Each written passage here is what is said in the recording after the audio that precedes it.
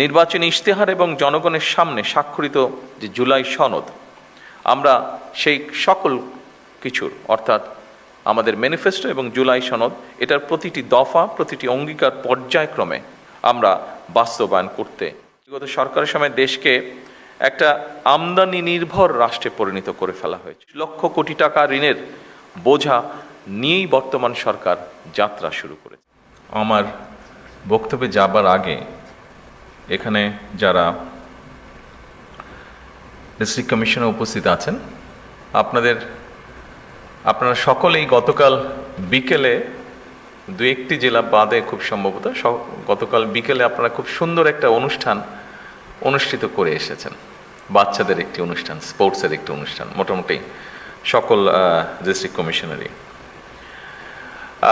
ওখানে আপনারা দেখেছেন বাচ্চাগুলোকে যারা পার্টিসিপেট করেছিল এবং যারা দেখতেও এসেছিল অনুষ্ঠানগুলো, যে বাচ্চাগুলো, তাদের কি স্পৃহা মনের মধ্যে, তারা এগিয়ে যেতে চায়।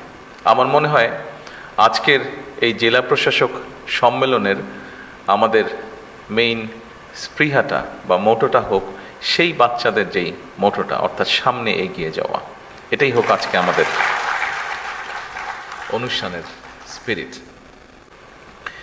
একটি অবাধ, সুষ্ঠু এবং নিরপেক্ষভাবে অনুষ্ঠিত জাতীয় নির্বাচনে জনগণের রায় বিএনপি রাষ্ট্র পরিচালনার দায়িত্ব গ্রহণের পরে আপনাদের সঙ্গে আমার এটাই প্রথম আনুষ্ঠানিক একটি সভা বা বৈঠক। 12 ফেব্রুয়ারি জাতীয় নির্বাচন অনুষ্ঠানে আপনাদের সবাই হয়তো জেলা প্রশাসক হিসেবে সরাসরি জাতীয় নির্বাচনের সঙ্গে হয়তো সংশ্লিষ্ট ছিলেন না, তবে আপনারা প্রায় প্রত্যেকেই হয়তো যিনি যার অবস্থান থেকে প্রত্যক্ষ কিংবা পরোক্ষভাবে জাতীয় নির্বাচন পরিচালনা কার্যক্রমের সাথে হয়তো জড়িত ছিলেন। বিগত জাতীয় নির্বাচন পরিচালনায় পেশাদারিত্বের পরিচয় দিয়ে জনপ্রশাসনে যারা জাতীয় দায়িত্ব পালন করেছেন, আমি প্রথমেই তাদেরকে জানাই আন্তরিক অভিনন্দন এবং ধন্যবাদ। উপস্থিতিবৃন্দ, 12 ফেব্রুয়ারি নির্বাচনে জনগণের সামনে একটি বিষয় কিন্তু প্রমাণিত হয়েছে।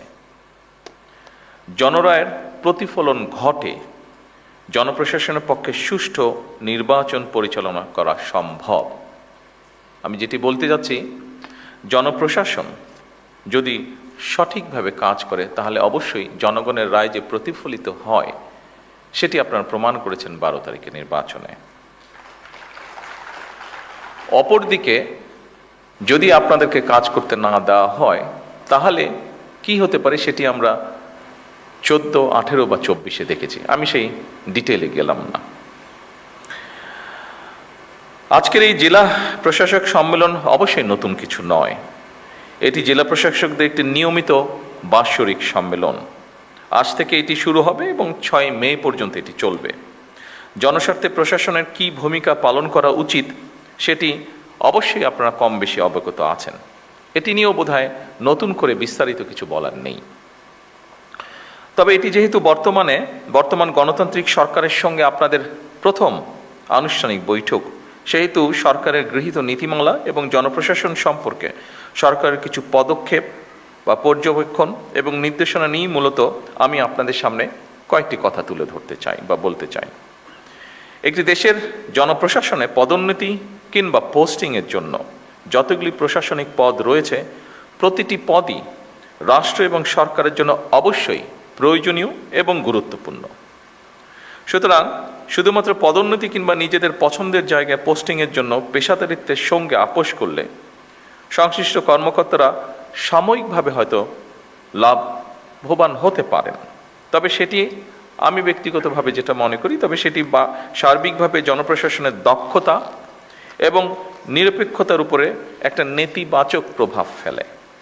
সুতরাং জনপ্রশাসনের কর্মকর্তাদের সব পদেই কাজ করার মানসিকতা থাকা জরুরি। কেন জরুরি আমি এক্ষুনি আপনাদের সামনে সেটি বলবো। সবসময় নিজেদের পছন্দের পদে পদায়ন কিংবা পোস্টিং পাওয়ার মানসিকতাই কিন্তু জনপ্রশাসনকে হয়তোবা দুর্নীতিপরায়ণ এবং অপেশাদার করে তোলার অন্যতম একটি কারণ।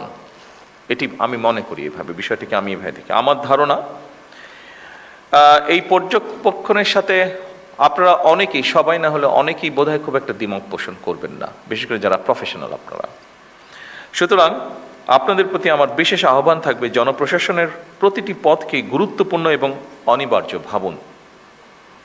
দেশের যে কোনো স্থানেই যে কোনো সময় জনপ্রশাসনের যে কোনো পদে দায়িত্ব পালনের জন্য নিজেদেরকে দয়া করে মানসিকভাবে প্রস্তুত করে রাখুন। যে কারণে আমি কথাটি বলেছি সেই কারণটি হচ্ছে, দেখুন, আমরা সকলেই যদি একটি কথা মনে রাখি, সেটি হচ্ছে একটি সরকার যেরকম চিরস্থায়ী নয়, জনপ্রশাসনের কোনো পদ কারো জন্য চিরস্থায়ী নয়। এই জন্যই আমি পূর্বের কথাটি বলেছি আপনাদের সামনে। জনপ্রশাসনের যে কোনো স্তরের কর্মকর্তাগণ যদি রাষ্ট্রের প্রয়োজনে যে কোনো সময় যে কোনো পদে দেশের স্বার্থে যে কোনো স্থানে কাজ করার জন্য মানসিকভাবে প্রস্তুতি থাকেন, আমার বিশ্বাস জনপ্রশাসনে পেশাদারিত্ব গড়ে ওঠার ক্ষেত্রে এটা একটা সহায়ক ভূমিকা রাখবে। সম্মানিত সকল উপস্থিতিবৃন্দ, একটি গণতান্ত্রিক সরকার নির্বাচিত করেছে বিগত 12 তারিখের নির্বাচন সরাসরি এই দেশের জনগণ সরাসরি ভোটের মাধ্যমে। দীর্ঘদিন ধরে একটি জবাবদিহিমূলক, ন্যায়ভিত্তিক ও জনকল্যাণমুখী শাসন ব্যবস্থার প্রত্যাশা থাকা থেকে সাধারণ মানুষের আকাঙ্ক্ষার প্রতিফলন হচ্ছে বর্তমান সরকার। স্বাভাবিকভাবেই জনগণ সরকারের প্রতিটি কাজের মাধ্যমে তাদের আকাঙ্ক্ষার একটি বাস্তব প্রতিফলন দেখতে চাইবে। সরকারের নীতি ও পরিকল্পনা বাস্তবায়নের ক্ষেত্রে আপনারা, যা আগের বক্তাগণ উল্লেখ করে গেছেন তাদের বক্তব্যে, আপনারা বিশেষ করে বিভাগীয় কমিশনার এবং জেলা প্রশাসকগণই জনগণের সঙ্গে সরকারের প্রধান সেতু বন্ধন। আপনাদের সততা, কর্মদক্ষতা এবং দায়বদ্ধতার উপরে সরকারের গৃহীত কার্যক্রমের সাফল্য বলা যায় প্রায় পুরোটাই নির্ভর করে। সম্মানিত সকল উপস্থিতিবৃন্দ, দেশের বর্তমান রাজনৈতিক, অর্থনৈতিক, সামাজিক ব্যবস্থা সম্পর্কে আমার মনে হয় আপনারা ভালোভাবে অবগত আছেন। দেশের ইতিহাসে সবচেয়ে ভঙ্গুর অর্থনীতি, দুর্বল বিভাজিত জনপ্রশাসন এবং অবনতিশীল আইন শৃঙ্খলা পরিস্থিতির মধ্যে বর্তমান সরকারকে কাজ শুরু করতে হয়েছিল। যে পরিস্থিতিটির বর্ণনা আমি দিলাম, সেই পরিস্থিতি ছিল যখন আমরা কাজ শুরু করেছি। অবশ্যই আমি দৃঢ়ভাবে বিশ্বাস করি আপনাদের সহযোগিতায় অনেকখানি সেই পরিস্থিতির আমরা পরিবর্তন করতে সক্ষম হয়েছে এই 2.5 মাসে। তবে সম্পূর্ণভাবে সেটি এখনো পরিবর্তিত হয়নি। ফ্যাসিবাদী শাসনামলে দুর্নীতি, লুটপাট রাষ্ট্র এবং জনগণকে ঋণগ্রস্ত করে ফেলেছিল। সেই শাসনামল 30 লক্ষ কোটি টাকা ঋণের বোঝা নিয়েই বর্তমান সরকার যাত্রা শুরু করেছে। আপনারা কম বেশি ধারণা অবশ্যই আপনাদের আছে যে আমরা দেখেছি বিগত সরকারের সময় দেশকে একটা আমদানি নির্ভর রাষ্ট্রে পরিণত করে ফেলা হয়েছিল। বিভিন্ন স্ট্যাটিস্টিক্স যেটা বলে, দেশে দারিদ্র্য বেড়েছে, দেশে বেকারত্ব বেড়েছে, নতুন কর্মসংস্থান হয় নাই বললেই চলে। প্রতিটি সাংবিধানিক এবং বিধিবিদ্ধ প্রতিষ্ঠানকে বলা যায় অকার্যকর করে ফেলা হয়েছিল। আপনারা মনে হয় তার সবচেয়ে বড় উদাহরণ, যেহেতু আপনার প্রশাসনে বিভিন্ন জায়গায় আছেন, বিভিন্ন জায়গায় কাজ করছেন। বিচার বিভাগ, নির্বাচন কমিশন, দুদক সবকিছুই ছিল অকার্যকর। শিক্ষা, স্বাস্থ্য সব সেক্টরই বলা যায় ভঙ্গুর অবস্থা। অপরদিকে বর্তমানে যুদ্ধ পরিস্থিতিও নতুন সরকারের সামনে একটি চ্যালেঞ্জ হয়ে দাঁড়িয়েছে। যুদ্ধ পরিস্থিতি থেকে হয়তো এই মুহূর্তে পৃথিবীর কোনো দেশই রক্ষা পায়নি, সব দেশই কম বেশি এফেক্টেড হয়েছে, বাংলাদেশে এফেক্টেড হয়েছে। তবে জনগণের ভোগান্তি না বাড়িয়ে আমরা সকলে মিলে কিভাবে পরিস্থিতির মোকাবেলা করা যায় সেটি হচ্ছে আমাদের চেষ্টা বা অব্যাহত চেষ্টা সেটা, এবং আপনাদের সহযোগিতায় সেই চেষ্টা আমরা অব্যাহত রেখেছি।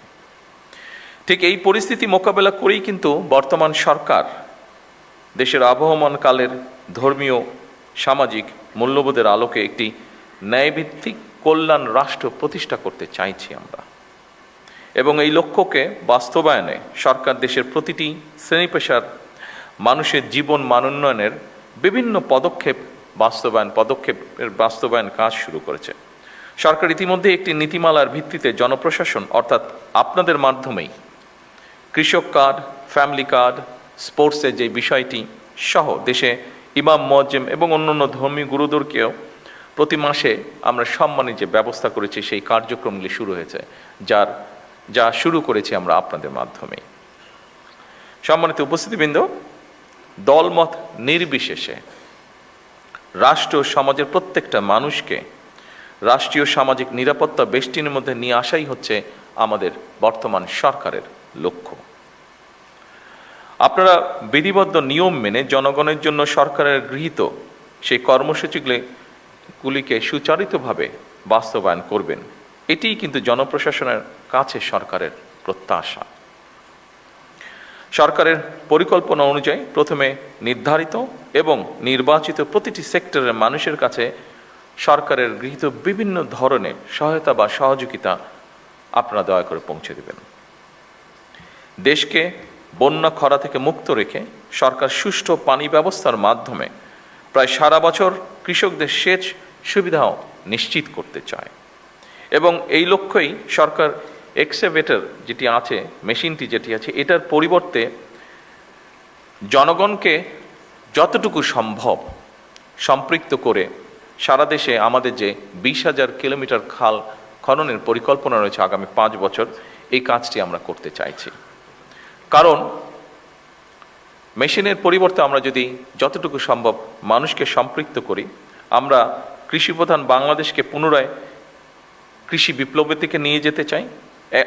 এর বাইরেও জনগণকে সম্পৃক্ত করা গেলে খাল খনন একটা সাময়িক কর্মসংস্থানেরও কিন্তু ব্যবস্থা হবে বহু মানুষের জন্য।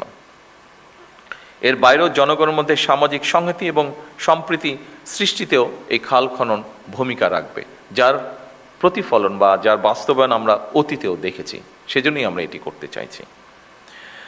সম্মানিত উপস্থিতিবৃন্দ, একটা বিষয় আমি আরেকটু পরিষ্কার করে আপনাদের সামনে তুলে ধরতে চাই।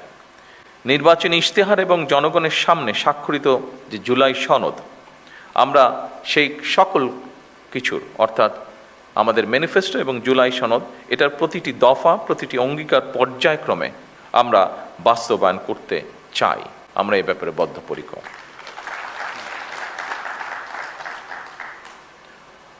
আমি আশা করব আপনারা আপনাদের মেধা ও যোগ্যতা দিয়ে জনগণের কাছে দেওয়া সরকারের প্রতিটি প্রতিশ্রুতি দক্ষতার সঙ্গে বাস্তবায়নে ইনশাল্লাহ ভূমিকা রাখতে সক্ষম হবেন। সম্মানিত বিভাগীয় কমিশনার এবং জনপ্রশাসনের কর্মকর্তাবৃন্দ, আপনারা রাষ্ট্র পরিচালনায় সর্বোচ্চ প্রশাসনিক স্তরে অবস্থান করছেন।